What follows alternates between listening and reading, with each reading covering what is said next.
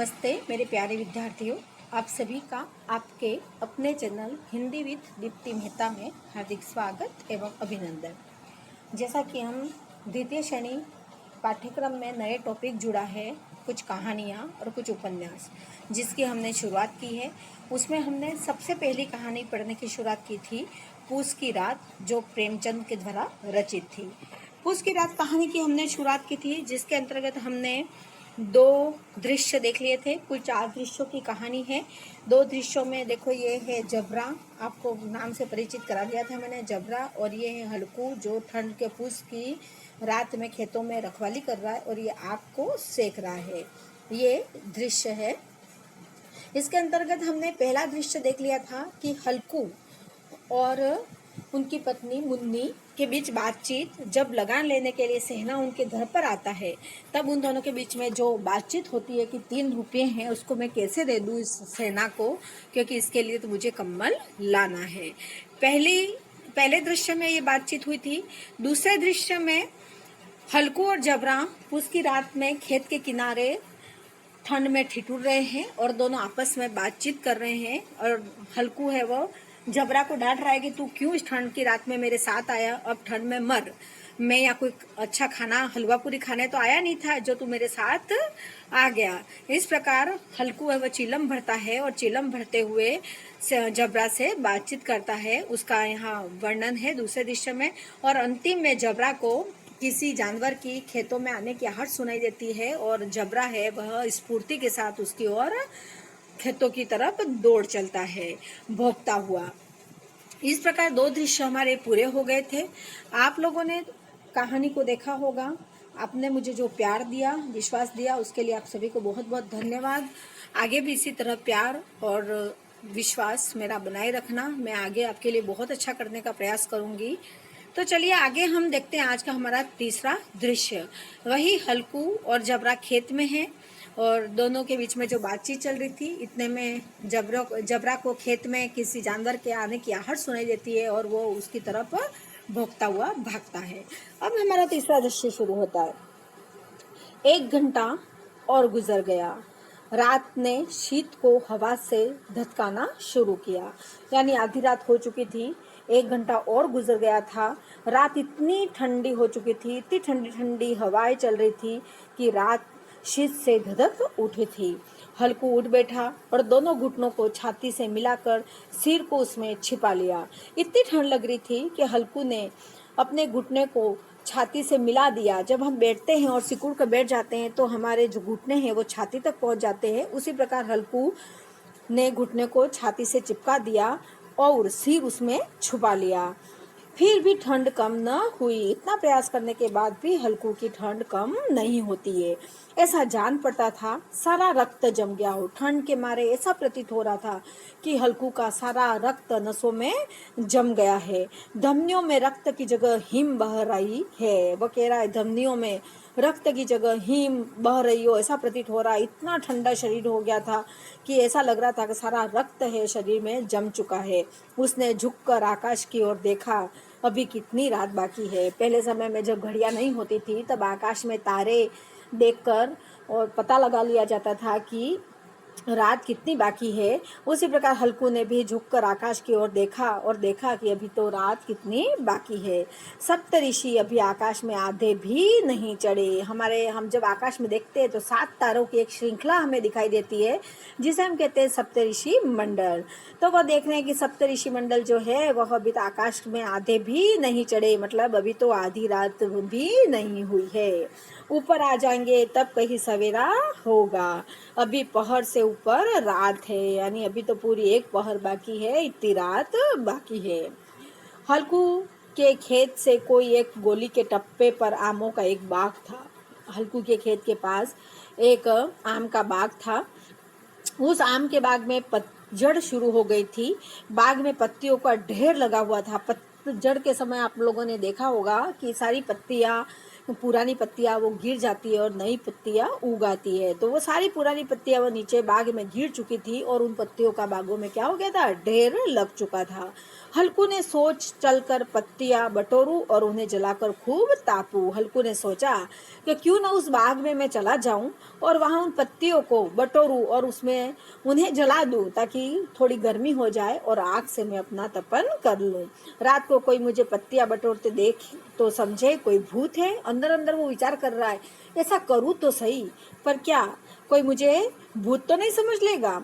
कौन जाने कोई जानवर ही छिपा बैठा हो, मगर अब तो बैठे नहीं रह जाता। वो सोचता है कि हो सकता है वहां कोई जानवर छुपा बैठा हो जो मुझ पे आक्रमण कर दे, पर फिर वो सोचने लगता है कि फिर भी क्या करूं इस ठंड में, अब तो मुझे यहाँ पर खेतों के किनारे बैठा नहीं जा रहा है।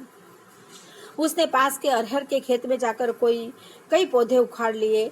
अरहर का उसके पास में एक खेत था, तो उसने अरहर के कई पौधे उखाड़ लिए और उनका एक झाड़ू बनाकर हाथ में सुलगता हुआ उपला लिए बगीचे की तरफ चला।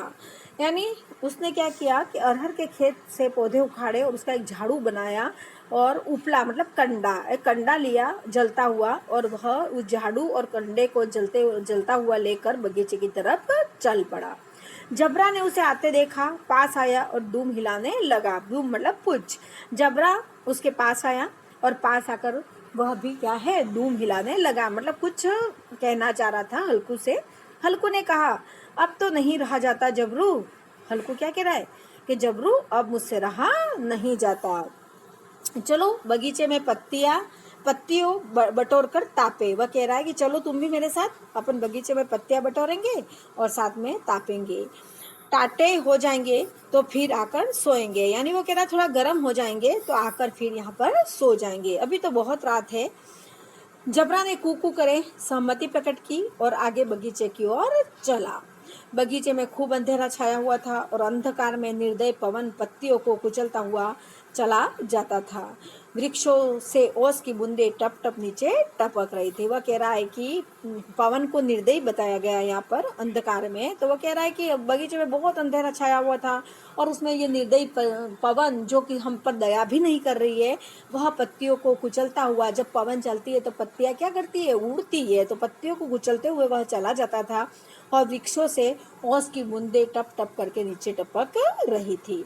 एकाएक एक झोंका मेहंदी के फूलों की खुशबू लिए हुए आया। उतने में हवा का एक झोंका आया जिसमें मेहंदी के जो पौधे थे उसकी खुशबू बटोर कर वह लाया। हल्कू ने कहा, कैसी अच्छी महक आई जबरू। हल्कू जबरू से कह रहा है कि देखो कितनी अच्छी महक आई जबरू, तुम्हारी नाक में भी तो सुगंध आ रही है। वह क्या प्रश्न कर रहा है, क्या तुम्हारी नाक में भी सुगंध आ रही है। जबरा तो कहीं जमीन पर एक हड्डी पड़ी मिल गई थी, उसे चिंचोड़ रहा था। जबरा तो क्या कर रहा था, जमीन पे एक हड्डी पड़ी मिल गई थी, उसे ही चिंचोड़ रहा था। हल्कू ने आग जमीन पर रख दी और पत्तियां बटोरने लगा। जरा देर में पत्तियों का ढेर लग रहा था, हाथ ठिठुरे जाते थे, नंगे पांव गले जाते थे और वह पत्तियों का पहाड़ खड़ा कर रहा था। इसी अलाव में वह ठंड को जलाकर भस्म कर देगा। थोड़ी देर में अलाव जल उठा। उन पत्तियों में उन्होंने आग लगा दी, और जो आग लगाते हो जो हम सर्दियों में सेकते हैं उसको अलाव कहते हैं। तो अलाव जल उठा, उसकी लो ऊपर वाले वृक्ष की पत्तियों को छू छू कर भागने लगी। यानी जो पत्तियां होती है वो तेज गति से जलने लग जाती है। अब जब वो तेज गति से जलने लग गई तो उसकी जो आग की लपटें हैं वो इतनी ऊंची उठ गई कि वृक्ष की पत्तियों को वो छू छू कर भागने लगी थी। उस अस्थिर प्रकाश में बगीचे के विशाल वृक्ष ऐसे मालूम होते थे मानो उस अथाह अंधकार को अपने सिरों पर संभाले हुए हो। अंधकार के उस अनंत सागर में यह प्रकाश एक नौका के समान हिलता मचलता हुआ जान पड़ता था। अगर पूछा जाए कि प्रकाश किसके समान हिलता मचलता हुआ जान पड़ता था, तो प्रकाश एवं नौका के समान हिलता मचलता हुआ जान पड़ता था। हल्कू अलाव के सामने बैठा आग ताप रहा था। एक क्षण में उसने दोहर उतारकर बगल में दबा ली और दोनों पांव फैला लिए मानो ठंड को ललकार रहा हो। तेरे जी में आए सोकर ठंड की असीम शक्ति पर विजय पाकर वह विजय गर्व को हृदय में छिपा न सकता था। यानी अब ठंड को वह कह रहा है कि अब आ तू मेरे पास, अब मुझे ठंड लगने वाली नहीं है। वो ललकार रहा था ठंड को कि अब तू मेरे पास आ, अब मुझे ठंड लगने वाली नहीं है। उसने जबरा से कहा, क्यों जब्बर, अब ठंड नहीं लग रही है। वो क्या प्रश्न पूछ रहा है, क्यों जब्बर, अब तुझे ठंड नहीं लग रही है ना। जब्बर ने कू कू करके मानो कहा, अब क्या ठंड लगती ही रहेगी, पहले से यह उपाय न सूझा नहीं, इतनी ठंड क्यों खाते। वह कह रहा है जब्रू कि पहले ये उपाय सूझ गया होता तो हमें इतनी ठंड नहीं लगती। जब्बर ने पूछ हिलाई। अच्छा, उसने सॉरी देखो, उसने जबरा से कहा, क्यों जब्बर, अब ठंड नहीं लग रही है। कौन कह रहा है? हल्कू कह रहा है। जब्बर ने कू करके मानो कहा, अब क्या ठंड लगती ही रहेगी। वो क्या कह रहा है जब्बर, वो कि क्या अब भी ठंड लगती रहेगी, पहले से यह उपाय न सूझा नहीं तो इतनी ठंड क्यों खाते। जब्बर ने पूछ हिलाई। ये वाक्य किसने कहा है? हल्कू ने कहा है कि पहले से यह उपाय हमें सूझ गया होता है तो हमें इतनी ठंड सहन नहीं करनी पड़ती। तो जब्बर उसकी को सहमति दे रहा है और पूछ हिला रहा है। अच्छा आओ इस तालाब को कूद कर पार करें। अब हल्कू क्या कह रहा है कि चलो अब हम एक गेम खेलते हैं कि इस तालाब को है वहाँ हम कूद कर पार करते हैं, देखिए कौन निकल जाता है। अगर जल गए बचा तो मैं दवा न करूँगा। जब्बर ने उस अग्नि राशि की ओर कातर नेत्रों से देखा। मुन्नी ने कल न कह देना नहीं लड़ाई करेगी, यानी वह कह रहा है मुन्नी को जाके कहना मत, नहीं तो मुन्नी क्या करेगी, लड़ाई करेगी। यह कहता हुआ वह उछला और उस अलाव के ऊपर से सांप निकल गया। कौन? हल्कू। पैरों में जरा लपट लगी पर वह कोई बात न थी। जबरा आग के गिर्द घूमकर उसके पास आ खड़ा हुआ। हल्कू ने कहा, चलो चलो इसकी सही नहीं, ऊपर से कूद कर आओ। जबरा ने क्या किया, कूदा तो नहीं, आग के चारों ओर घूमकर हल्कू के पास आकर खड़ा हो गया। तो हल्कू ने कहा, ऐसा नहीं चलेगा भाई, ऊपर से कूदना है, तुम कूद कर आओ। वह फिर कूदा और अलाव के इस पार आ गया। यहाँ पर हमारा तीसरा दृश्य समाप्त होता है। वही आम के बगीचे में हल्कू और जबरा आग सेक रहे हैं अलाव जलाकर, उसी का यहाँ पूरा वर्णन किया है कि दोनों के बीच में आपसी बातचीत हो रही है। अब हमारा अंतिम दृश्य है, चौथा दृश्य। देखो पत्तियां जल चुकी थी, अब क्या है, पूरी पत्तियां तो बहुत जल्दी जलती है इसलिए पत्तियां जल चुकी थी। बगीचे में फिर अंधेरा छा गया था, पत्तियां पूरी जल गई, बगीचे में अंधेरा छा गया। राख के नीचे कुछ कुछ आग बाकी थी। अब पत्तियां जल चुकी थी पर राख के नीचे कुछ आग दबी पड़ी थी, जो हवा का झोंका आ जाने पर जरा आग उठती थी पर एक क्षण में फिर आंखें बंद कर लेती थी। यानी जब हवा का झोंका आता था तो अंदर से आग थोड़ी जल उठती थी और फिर वापिस शांत हो जाती थी। हल्कू ने फिर चादर ओढ़ ली और गर्म राख के पास बैठा हुआ एक गीत गुनगुनाने लगा। अब हल्कू को वापस ठंड लगने लगी तो उसने वो गर्म चादर थी उसको ओढ़ ली और वह एक गीत है वह गुनगुनाने लगा। उसके बदन में गर्मी आ गई थी पर जो जो शीत बढ़ती जाती थी उसे आलस से दबाए देता था, क्योंकि ठंड होती है तो हमें आलसी करती है। आलसी क्या, क्योंकि ठंड लगती है तो हम उठना नहीं चाहते। उसी प्रकार हल्कू भी है, वो ठंड लग रही थी तो वहां से वो उठना नहीं चाह रहा था, इसलिए उसे आलसी आ रही थी। जबरा जोर से भूख कर खेत की ओर भागा। इतने में जबरा है वो जोर से भौंका, कू किया और खेत की ओर भागा। हल्कू को ऐसा मालूम हुआ कि जानवरों का एक झुंड खेत में आया है। हल्कू को क्या मालूम हुआ कि जबरा भौंक कर भागा है, मतलब कोई झुंड है वह खेत में आया है। शायद नील गायों का झुंड था। वह अंदर अंदर सोच रहा था कि शायद नील गायों का झुंड ही आया होगा। उसके कूदने दौड़ने की आवाजें साफ कान में आ रही थी। फिर ऐसा मालूम हुआ कि खेत में चल रही है। उसके चबाने की आवाज चर चर सुनाई देने लगी।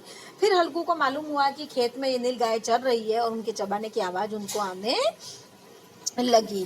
उसने दिल में कहा, नहीं, जबरा के होते कोई जानवर खेत में नहीं आ सकता, क्योंकि उसको आलसी आ रही थी, वह वहां से उठना नहीं चाह रहा था, इसलिए वो मन में मन सोचता है कि जबरा के होते हुए खेत में कोई जानवर आ नहीं सकता, नहीं तो वो जबरा क्या करेगा, उसे नोच ही डालेगा। मुझे भ्रम हो रहा है, वह अंदर में सोच रहा है कि मुझे तो सिर्फ भ्रम हो रहा है कि नील गाय खेत में आ रही है और चर चर की आवाज आ रही है, वो चल रही है, पर वास्तव में ऐसा नहीं है।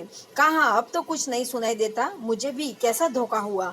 वो कह रहा है मुझे भी तो धोखा हुआ है, अब तो कुछ नहीं सुनाई दे रहा है, शायद मुझे धोखा ही हुआ है, क्योंकि वो वहां से उठना नहीं चाहता था, इसलिए मन मन अपने से सोच रहा है। उसने जोर से लगाई, जब आवाज लगाई, जबरा जबरा जबरा भुगता रहा, उसके पास न आया। फिर भी जबरा को आवाज लगाने के बाद भी जबरा हल्कू के पास नहीं गया और भोंकता ही रहा। फिर खेत के चढ़ जाने की आहट मिली। अब वह अपने को धोखा न दे सका। उसने अपनी जगह से हिलना जहर लग रहा था, यानी उसको खेत में चले जाने की आहट तो आ रही थी, तो फिर अब वो स्वयं को धोखा नहीं देना चाहता था, पर फिर भी वो क्या है, अपनी जगह से हिलना नहीं चाह रहा था। हिलना उसे जहर के समान लग रहा था। कैसा दंदाया हुआ बैठा था। इस जाड़े पाले में खेत में जाना जानवरों के पीछे दौड़ना असह्य जान पड़ता था। वह सोच रहा था कि इतनी ठंड में खेत में कहाँ जाएगा, कहाँ जानवरों के पीछे दौड़ेगा। वह अपनी जगह से न हिला। इतना होने के बाद भी जो हल्कू है वह उस आग के पास से अपनी जगह से हिलना नहीं चाह रहा था और हिला भी नहीं। उसने जोर से आवाज लगाई, हिलो हिलो हिलो। जबरा फिर भूख उठा। जानवर खेत चर रहे थे, फसल तैयार है, कैसी अच्छी खेती थी, पर ये दुष्ट जानवर उसका सर्वनाश किए डालते हैं। हल्कू पक्का इरादा करके उठा और 2-3 कदम चला, पर एकाएक हवा कस ऐसा ठंडा चुभने वाला बिच्छू के डंक सा झोंका लगा कि वह फिर बुझते हुए अलाव के पास आ बैठा। हल्कू उठा, पर 2-3 कदम जैसे ही चला, फिर हवा का एक झोंका आया और उसको इतनी ठंड महसूस हुई और ऐसा लगा जैसे बिच्छू ने उसको डंक मार दिया हो। ऐसा हवा का झोंका आया और वह फिर अलाव के पास जाकर बैठ गया और राख को कुरेद कर वह अपनी ठंडी देह को गरमाने लगा। फिर राख को वह क्या करने लगा, ऊपर नीचे करने लगा, और अंदर से थोड़ी सी भी आग हो तो उसको उसकी देह गर्म हो जाएगी। ऐसे करके आग को ऊपर नीचे वह करने लगा। जब अपना गला फाड़ डालता था, नील गाय खेत का सफाया किए डालती थी और हल्कू गर्म राख के पास शांत बैठा हुआ था। जबरा कितने चिल्लाने के बाद भी हल्कू वहां से गया नहीं।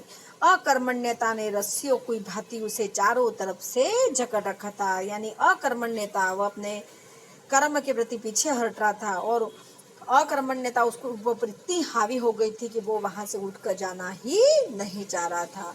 उसी राख के पास गर्म जमीन परद वही चादर ओढ़कर सो गया। वह उसी राख के पास चादर को ओढ़कर सो गया था, क्योंकि आसपास की जमीन कैसी हो गई थी, गर्म हो गई थी। सवेरे जब उसकी नींद खुली तब चारों तरफ धूल फैली गई थी और मुन्नी रही थी। क्या सोते ही रहोगे?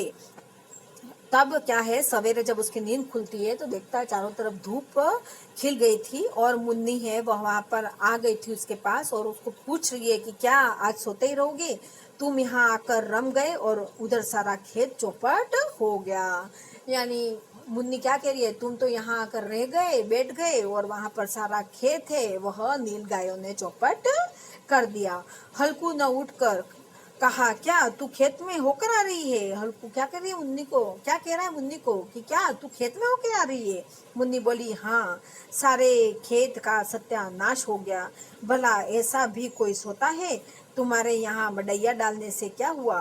यानी वह कह रहा है कि ऐसा कौन सोता है कि पूरे जानवर फसल को नष्ट कर गए, फिर भी तुम सोते रहे, फिर तुम्हारे यहाँ ये बनाकर रहने से क्या फायदा? हल्कू ने बहाना किया, मैं मरते मरते बचा, तुझे अपने खेत की पड़ी है, पेट में ऐसा दर्द हुआ, ऐसा दर्द हुआ कि मैं नहीं जानता हूँ। अब हल्कू बहाना कर रहा है क्योंकि उसको मुन्नी की डांट पड़ेगी, इसलिए वो झूठ बोल रहा है। और झूठ क्या बोल रहा है, याद रखना, झूठ क्या बोल रहा है कि मुझे तो बहुत, तुझे तो खेत की पड़ी है, मैं तो मरते मरते बचा हूँ क्योंकि मेरे पेट में बहुत ज्यादा दर्द हो रहा था। दोनों फिर खेत के डांड पर आए। देखा सारा खेत रौंदा पड़ा हुआ है और जबरा मडैया के नीचे चित्त लेटा है, मानो प्राण ही न हो, क्योंकि वह चिल्ला चिल्ला के थक चुका था, इसलिए वह ऐसा पड़ा हुआ है। और दोनों जब खेत पर आते हैं तो देखते हैं कि सारा खेत रौंदा पड़ा है, यानी नील गायों ने सपाट कर दिया है। दोनों खेत की दशा देख रहे थे। मुन्नी के मुख पर उदासी छाई थी, पर हल्कू प्रसन्न था। हल्कू प्रसन्न क्यों था? क्योंकि खेत नष्ट हो गए तो अब लगान नहीं देना पड़ेगा और वह मजदूरी करके खा लेगा। इसलिए मुन्नी ने चिंतित होकर कहा, अब मजदूरी करके माल गुजारी भरनी पड़ेगी। मुन्नी ने क्या कहा, अब मजदूरी करके हमें माल गुजारी भरनी पड़ेगी। हल्कू ने प्रसन्न मुख से कहा, रात को ठंड में यहाँ सोना तो न पड़ेगा। मतलब एक किसान की कितनी विवशता है कि फसल नष्ट हो जाने के बाद भी वह प्रसन्न हो रहा है कि कोई बात नहीं, हम मेहनत कर लेंगे, पर इस रात में इस फसल की रखवाली करने के लिए इतनी ठंड में यहाँ सोना तो नहीं पड़ेगा। ये किसान की दुर्दशा है, ये किसान की विवशता है। यहाँ पर इस विवशता के साथ कहानी समाप्त होती है। चारों दृश्य समाप्त होते हैं। 2 दृश्य मैं आपको बता चुकी थी। तीसरा दृश्य उस आम के बगीचे में जब अलाप सेकते हुए जबरा और उसकी बातचीत, हल्कू की बातचीत का दृश्य है। और अंतिम दृश्य वो आग के पास से वह उठ नहीं पाता है ठंड के मारे और नील गाय पूरे खेत को चढ़ जाती है और उसकी पत्नी आकर जब उसको कहती है तब वह एक बहाना करता है कि मेरे पेट में दर्द था और तुझे खेत की पड़ी है। और खेत के रौंदे जाने के बाद भी हल्कू प्रसन्न है। देखो कि उसकी कितनी विवशता। प्रसन्न क्यों है कि मैं मजूरी करके खा लूंगा, पर इस ठंडी रात में इस खेत में यहाँ कर सोना तो नहीं पड़ेगा। इस वाक्य के साथ इस कहानी का अंत है। यानी यहाँ पर प्रेमचंद जी ने किसान की विवशता को बताया है कि इतनी मेहनत करने के बाद भी उनको फसल में कुछ भी प्राप्त नहीं होता है और लगान के रूप में सारा चुका देना पड़ता है। बहुत अच्छी कहानी। यहाँ पर अपनी ये कहानी ख़त्म होती है। आप मेरे इस वीडियो को ज़्यादा से ज़्यादा लाइक करें, आपको अच्छे से समझ में आया हो तो शेयर करें, इसको चैनल को सब्सक्राइब करें और आगे की कहानियाँ भी मैं इसी तरह डालती रहूँगी। पूरा आपका सेकेंड का जो कहानियों का सिलेबस है और जो उपन्यास है, उसके अलावा जो आपके उसके अंतर्गत बीए के जो पार्ट जुड़े हुए हैं उसको मैं पूरा कराऊंगी। जैसे कि उसमें श्रद्धा सर्ग जुड़ गया है कामायनी में, उसको भी मैं कराऊंगी कामायनी में। तो इस तरह से जो नए नए टॉपिक जुड़े हैं उसको मैं पूरा कराऊंगी। आप मुझे इसी तरह लाइक शेयर देते रहें, मेरी वीडियो को पसंद करते रहें। जय हिंद, जय भारत।